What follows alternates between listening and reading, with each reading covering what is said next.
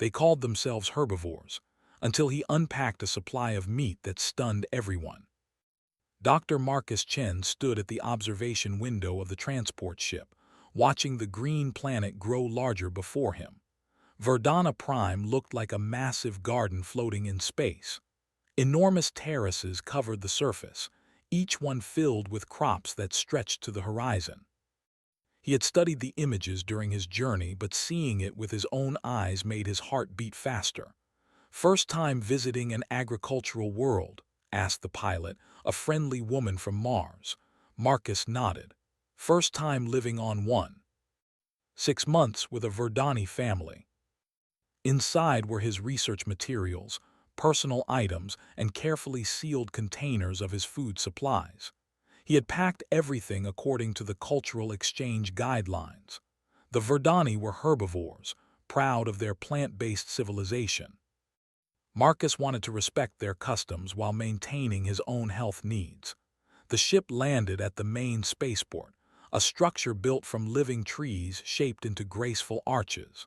Marcus walked down the ramp, feeling the warm breeze on his face. The air smelled sweet, like fresh grass after rain. A tall figure waited near the landing pad. The Verdani stood nearly 7 feet high, with smooth green skin and large, gentle eyes. Leaf-like structures grew from his head, creating a natural crown. He wore simple robes made from woven plant fibers. "Dr. Chen," the Verdani's voice was soft and musical. "I am Elder Talais. Welcome to our world." "Elder Talais, thank you for hosting me. I'm honored to learn from your family." She has prepared a welcome meal. Others tended to garden plots near their homes. Everyone seemed calm and content, but Marcus also noticed something else. Many of the Verdani moved slowly, as if each step required effort. Their leaf crowns looked dull instead of bright. Several leaned against walls, resting between tasks. "Your people seem very dedicated to their work," Marcus said carefully. Talais sighed. "Yes, we take pride in cultivation, though lately many struggle with fatigue. Our doctors say it is stress from modern life. We are trying to return to simpler ways." "And you must be Dr. Chen," she rushed forward with enthusiasm. "I'm Nira. I study human culture at the university. I have so many questions." The home was open and airy, with windows that let in natural light. Furniture made from shaped wood filled the rooms. Everything smelled like growing things. "Your room is here," Nira said, opening a door. "We cleared space for your belongings. Do you need help unpacking? I've read about your diverse diet. Colorful salads, roasted vegetables, grain bowls with exotic seasonings, and fresh fruit that Marcus had never seen before. Everything looked delicious." Talais said a blessing, thanking the soil and sun for their gifts. Then they began to eat. "This is wonderful," Marcus said honestly. The flavors were complex and satisfying. "Your agricultural skills are remarkable. We believe a plant-based life is the highest form of civilization. It seems so strange to us. We do not judge others, though we are happy with our path." He had cultured meat products, nutrition supplements, and carefully sealed packages. Everything was labeled and stored properly. Marcus felt a small worry in his chest. He respected the Verdani culture deeply, but he also knew his body needed certain nutrients. He would be careful, discreet, and never force his ways on his hosts. Through the window, he watched the sun set over the agricultural terraces. The view was breathtaking, but he also noticed workers stumbling on their way home, exhausted from their tasks. Something was not quite right on this beautiful world. Marcus could feel it. His training as a researcher made him observe carefully. The fatigue, the dull coloring, the way even young Verdani seemed to lack energy. He shook his head. It was his first day. Perhaps he was imagining problems where none existed. Still, as he prepared for sleep, Marcus couldn't shake the feeling that his assignment here would become more complicated than a simple cultural exchange. The night air carried the scent of growing things through his window. Somewhere in the distance, someone coughed weakly. Marcus closed his eyes, hoping tomorrow would bring clarity. Marcus woke to the sound of morning bells chiming across the terraces. Sunlight streamed through his window, and the smell of fresh herbs drifted from the kitchen. He dressed quickly and joined the family for breakfast. Neera had prepared a spread of grain porridge, sliced fruits, and herbal tea. Her younger brother sat at the table, a boy of about 12 named Kale. The child looked thin, with pale green skin and tired eyes. "Good morning, Dr. Chen," Kale said softly. His voice barely rose above a whisper. "Good morning, Kale. Please call me Marcus." Marcus noticed he ate very little, pushing the grains around his bowl without much interest. Tail Eyes kissed his grandson's head. "Eat, little one. You need your strength." She exchanged a worried glance with her father but said nothing. After breakfast, Marcus spent the morning exploring the agricultural terraces with Tail Eyes. The elder taught him about soil composition, crop rotation, and water management. The knowledge was impressive, accumulated over centuries of careful cultivation. But Marcus continued to notice the fatigue among the workers. Young Verdani moved like old ones. Several sat down frequently to rest. One woman collapsed while carrying a basket, though she insisted she was fine when others helped her up. "Elder Tail Eyes," Marcus said carefully, "forgive my observation, but many of your people seem unwell. It has spread over the past 3 generations. Our doctors cannot find the cause. They say it is stress, or perhaps some environmental factor we have not identified. We have optimized our crops for every vitamin and mineral. The problem must lie elsewhere." Marcus was in his room reviewing research notes when his refrigeration unit began making strange noises. The temperature gauge climbed rapidly. Within minutes, the unit shut down completely. Marcus's heart sank. All his protein supplies were inside. If they warmed too much, they would spoil. He needed to transfer them to another cooling system immediately. He rushed to the common area. "Neera, I have an emergency. My cooling unit failed. Do you have another one I could use?" "We have a backup unit in the storage room. Come, I'll help you transfer everything." "Nonsense. We must work quickly before anything spoils." "Oh." Nutrient blocks containing concentrated amino acids, all carefully prepared for human consumption, all clearly derived from animal sources. Neera's hand flew to her mouth. This is meat. "I need them for my health, Neera. I meant no disrespect to your culture. That's why I kept them private." "Does my father know?" "Marcus, I need to show you something, but you must promise to keep it secret. They mention something important about our ancestors." "What happened here?" Tail Eyes asked from the doorway. "Equipment failure," Marcus said. "We're transferring my supplies to your backup unit. I apologize for the inconvenience." The warmth drained from his face. "What is this?" "No animals were harmed. They're grown in laboratories from cell samples. That's why I kept them private. I need these for my health, but I would never ask you to accept them in your lifestyle. Not under our roof. Please come tonight. What I have to show you, it might explain everything." The boy looked thinner than ever, his skin almost gray. When the house grew silent, Marcus heard a soft knock. Neera opened his door, carrying a data tablet wrapped in cloth. "These are forbidden texts," she whispered, "removed from public archives 70 years ago. But my grandmother saved copies. She said someone needed to remember the truth." The documents told a very different story about Verdani history, a story that had been deliberately erased. "Your people," Marcus said slowly, "they weren't always herbivores, were they? Small flying creatures, rich in protein. 3 generations ago, our leaders declared us purely herbivorous for political unity. They said it made us superior, noble. They banned the sky fish farms and rewrote our history. And our leaders refused to see the truth." Marcus spent the next 2 days studying the ancient texts Neera had shared. He worked quietly in his room, analyzing the nutritional data and comparing it with current Verdani health records that Nira accessed through her university account. The evidence was clear and heartbreaking.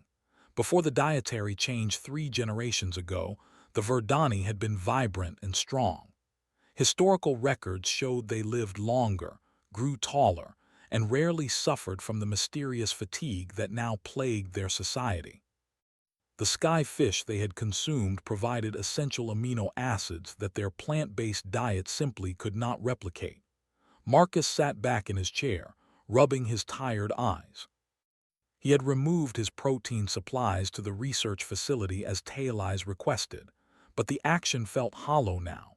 He possessed knowledge that could save lives, yet sharing it might destroy his relationship with his host family and violate cultural taboos.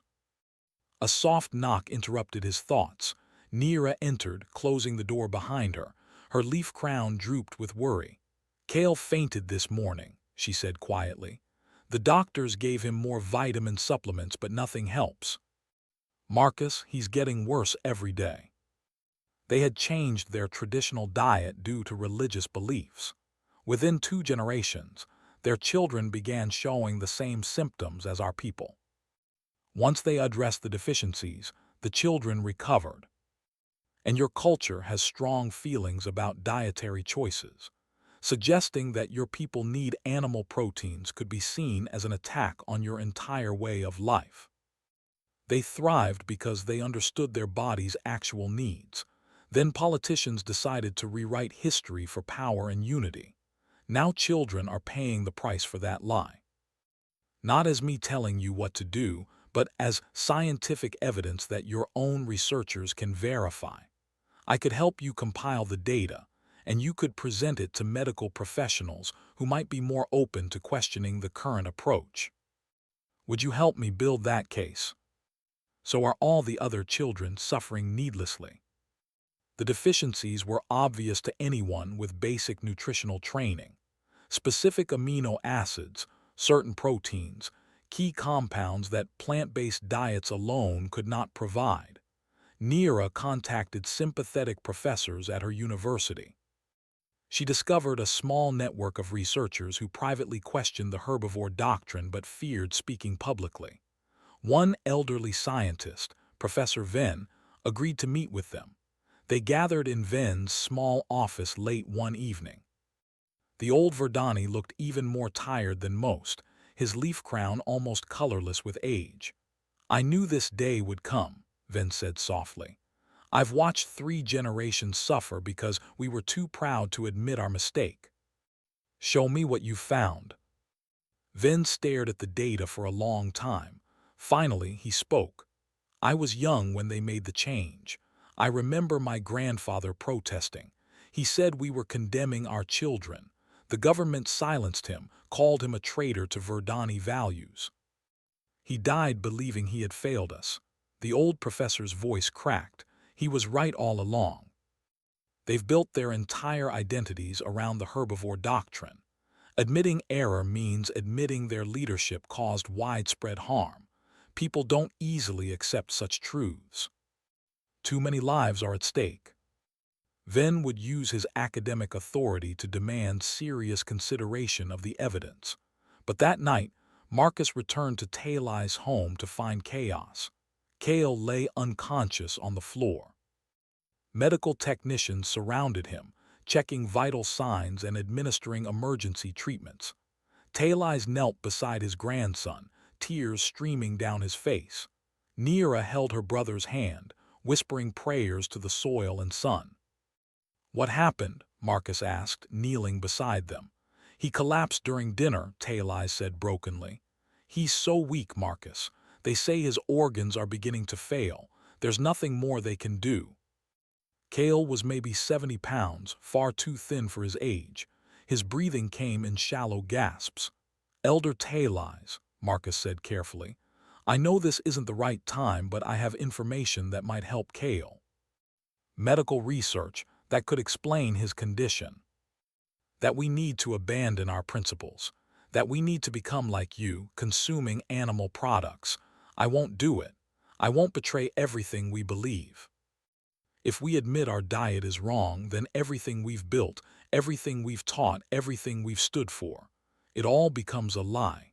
How can I accept that? What if grandfather's grandfather knew the truth, and we've been living in denial for 3 generations? Not while hundreds of other children waste away, because we're too proud to admit we made a mistake. Without intervention, he has perhaps 2 weeks. Will it be too late? Admitting it's wrong means admitting he contributed to his grandson's suffering. The next 4 days would determine whether pride or truth would prevail, and whether one small boy would survive to see the answer. The morning of the presentation arrived with gray clouds covering the sky. Marcus dressed carefully, reviewing his notes one final time.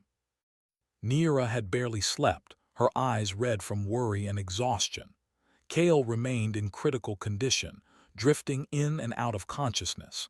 Taileyes had not spoken to either of them in 3 days. The medical council chamber was an impressive structure built from ancient trees shaped into a circular hall. Sunlight filtered through leafy windows, creating patterns on the floor. 50 council members sat in tiered seats, their expressions ranging from curious to hostile. Professor Vin stood at the central platform, his old voice surprisingly strong. Honored Council, thank you for hearing us today. We come with evidence that may challenge our understanding of Verdani health. I ask only that you listen with open minds and scientific integrity. Our nutrition is perfectly optimized. This seems like a waste of the Council's time. 30 minutes proceed. I'm here because I believe we know the cause, and more importantly, the cure. Child mortality was almost non-existent. Physical strength and cognitive function were markedly higher. Of course, people were different. The decline began exactly 73 years ago, the same year our government declared us purely herbivorous and banned sky fish cultivation. The dietary reform was necessary for cultural unity. It elevated us morally. Are you suggesting we should return to primitive practices? You are the Earth researcher. Very well, speak. In every case where a species eliminated essential nutrients from their traditional diet, specific health patterns emerged within 2 to 3 generations. Chronic fatigue, reduced bone density, cognitive impairment, organ stress, and in severe cases, complete system failure, especially in children whose growing bodies require specific amino acids. Our vitamin and mineral programs are comprehensive. The Verdani digestive system, according to your own ancient biological texts, evolved to process both plant and animal proteins. Your ancestors understood this. They maintained balance. It was based on philosophy and politics, not biology. No long-term health studies were conducted. No one tracked the consequences because anyone who questioned the policy was silenced. Others demanded evidence. A few sat in stunned silence. First speaker Orun called for order. These are serious accusations. You're suggesting our entire government conspired to harm our people. I'm suggesting that well-meaning leaders made a decision without understanding the biological consequences. They believed they were elevating our culture. But good intentions don't change nutritional reality. Cultured proteins, similar to what I brought for my own needs. No animals need to be harmed. Laboratory-grown nutrients that provide exactly what your bodies require. Small amounts, supplementing your existing diet, not replacing it. This human comes here, spreading lies to undermine our way of life. You eat meat. You come from a species that consumes animals. Of course, you would tell us we need the same thing. This is human propaganda. Then the doors opened. Elder Taileyes entered the chamber, walking slowly. His face showed the weight of sleepless nights. Behind him, medical technicians wheeled a bed carrying Kale's unconscious form. The chamber fell silent. Taileyes walked to the center platform. His voice cracked as he spoke. That council member is correct. Dr. Chen is human. His species does consume animal proteins, but you know what else his species does? They live healthy lives. Their children grow strong. They don't watch their grandchildren waste away from stubborn pride. I've dedicated my life to the herbivore doctrine. I've taught it, defended it, lived it. And I've been too afraid to ask the hardest question: what if we're wrong? I was taught to be ashamed of him, but before he died he gave me this. Research he'd conducted, evidence he'd gathered. I buried it, too afraid to look. Chen and my daughter presented today, my grandfather discovered 70 years ago. He tried to warn us. We silenced him. But I know that pride has already condemned him. I refuse to let pride condemn our entire future. If it fails, I'll accept full responsibility. Others looked uncertain. A few still showed resistance. Finally, Oren spoke. This council requires time to discuss these matters, but given the urgency, he paused. Emergency medical trials are approved, 20 volunteers, strict monitoring. Full documentation.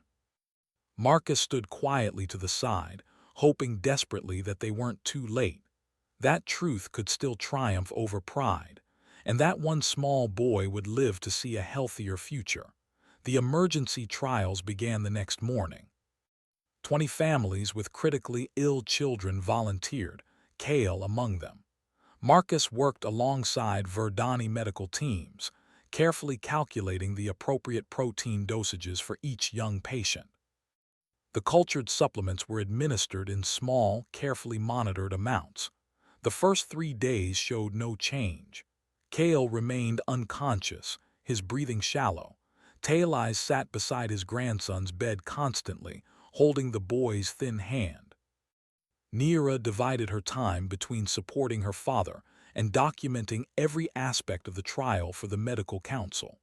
Marcus checked monitors and adjusted treatments, aware that the entire Verdani civilization was watching. If this failed, the herbivore doctrine would be reinforced forever. More generations would suffer needlessly. On the 4th day, something remarkable happened. A mother arrived at the medical center with her daughter, a girl named Sira who had been part of the trial. The woman was crying, but her tears were joyful. She ate breakfast, the mother exclaimed. For the first time in months she asked for food, and she finished everything. Her vital signs showed small but measurable strengthening. It was a tiny change, but it was change in the right direction. By the end of the first week, 12 of the 20 children showed improvement. They began eating more, sleeping better, and displaying energy they hadn't had in years. Blood tests confirmed what everyone hoped. Their bodies were finally receiving the nutrients they desperately needed. Kale woke on the 8th day. Marcus was reviewing data when he heard Taileyes' shout of joy. He rushed to the boy's room to find Kale sitting up, looking confused but alert. His skin still appeared pale, but his eyes held clarity that had been absent for months. "Grandfather," Kale's voice was weak but present. "Why am I in the medical center?" "You're going to be fine. I remember you came to our house." The 20 trial children sat in special seats, their families beside them. 19 of the 20 showed significant improvement. The 20th child, who had been the most critically ill, stabilized and was slowly recovering. First speaker Oren addressed the assembly. "We have witnessed something unprecedented. In 2 weeks, these children improved more than they had in years of conventional treatment. The evidence is undeniable. For 3 generations, we have maintained a doctrine that harmed our people. We prioritized cultural identity over biological reality. We silenced those who questioned. We allowed pride to blind us to suffering. First speaker, may I propose a path forward? But we can acknowledge that our ancestors understood something we forgot: balance. They called themselves cultivators, not herbivores. They grew both plants and sky fish, understanding that their bodies needed both. Professor, I was wrong to resist this evidence. My own niece was among the trial participants. Watching her laugh again, play again, live again, I cannot deny what I've seen. How do we move forward? Many species across the galaxy maintain their cultural identities while adapting their understanding. Earth has hundreds of cultures that modified their practices when science revealed better approaches. It's not about abandoning who you are. It's about becoming the healthiest version of who you are.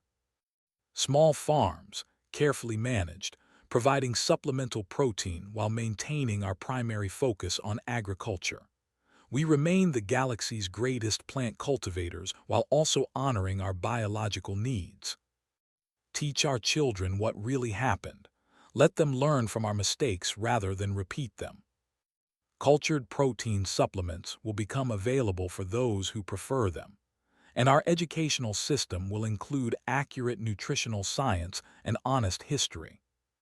Changing requires humility, but our children's health must come before our pride. Medical centers offered protein supplements to anyone who needed them. Educational materials were rewritten to include the true history. Not everyone accepted the changes easily. Some communities clung to the old ways, refusing the supplements. But as word spread of children's improved health, resistance gradually decreased.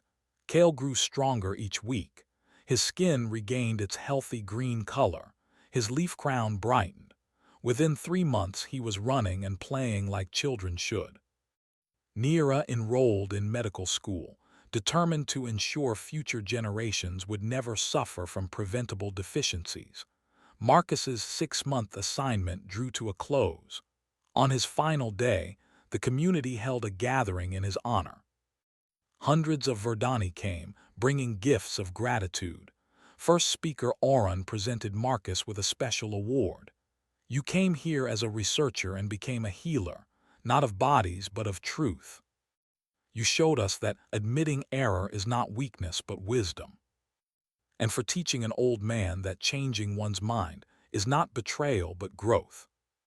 Everything we learned, every mistake we made, every solution we found, share it with other species. Maybe it will help someone else avoid our suffering. The agricultural terraces still stretched to the horizon, but now small sky fish farms dotted the landscape too. Balance had returned.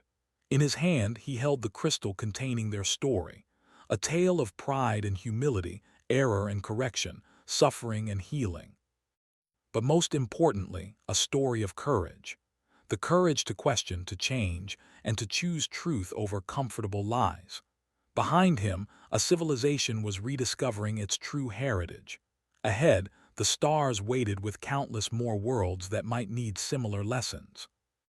Marcus closed his eyes, grateful for the reminder that sometimes the greatest discoveries aren't new truths, but old ones we had forgotten. And that healing begins not with changing who we are, but with accepting what we truly need. The ship jumped to faster-than-light speed, carrying him home. On Verdana Prime, children laughed and played in the terraces, their future finally secure. The cultivators had remembered how to truly cultivate, not just plants but health, truth, and wisdom. And that made all the difference.